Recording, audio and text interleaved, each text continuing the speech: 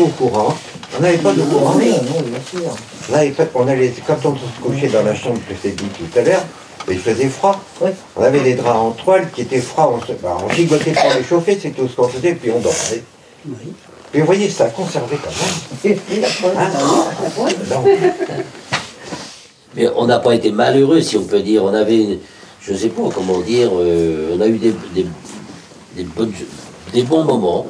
Des bons moments. On peut dire que c'était aujourd'hui, madame, c'est pas... C'était différent. Oui, complètement différent, oui. Mais on peut dire que quand même, on a eu, oui, c'est vrai, on a travaillé, mais je sais pas, il y avait...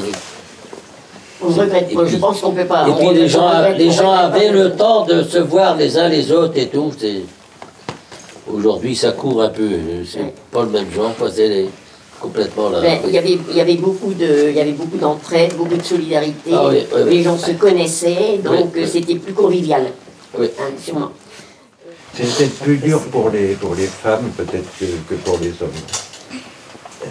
Oui, parce qu'il n'y avait aucun confort. Aucun confort, et pour l'hygiène, c'était quand même différent.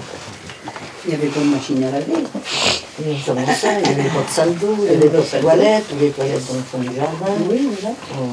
De bouts de bois. Oh là là. Il n'y avait pas des couches qui absorbent l'eau, qu'on n'a pas besoin de laver. Pour les enfants, voilà. C'était dur. Pour les femmes, avoir une machine à laver, vous passez une journée à commencer par faire le feu à la chaudière pour chauffer l'eau. Oh, là, là. Mais décrasser le linge, comme on disait. Ah, oui, le mettre à bouillir. Aller le rincer au ruisseau, avant de l'étendre.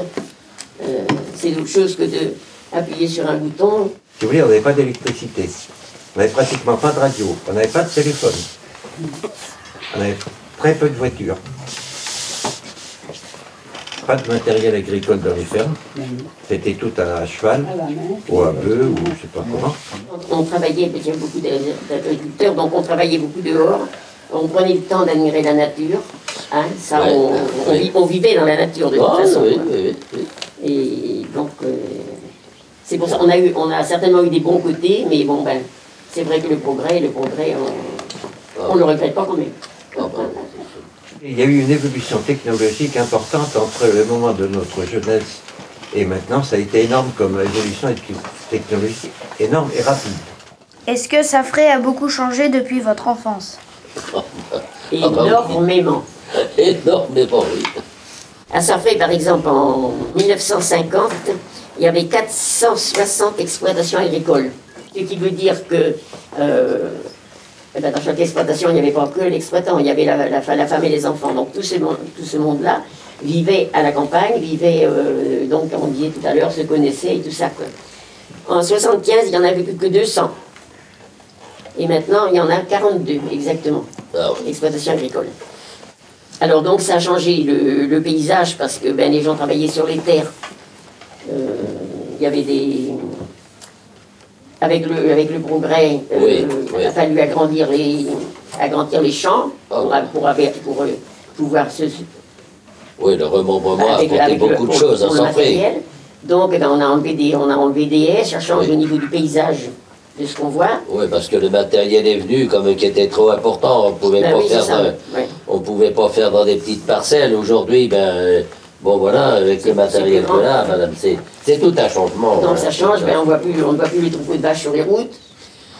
Ah, ouais. On ne voyait pas de voitures, parce que moi, quand j'étais à l'école, je dirais que je pense qu'on comptait les voitures, sur les doigts d'une main.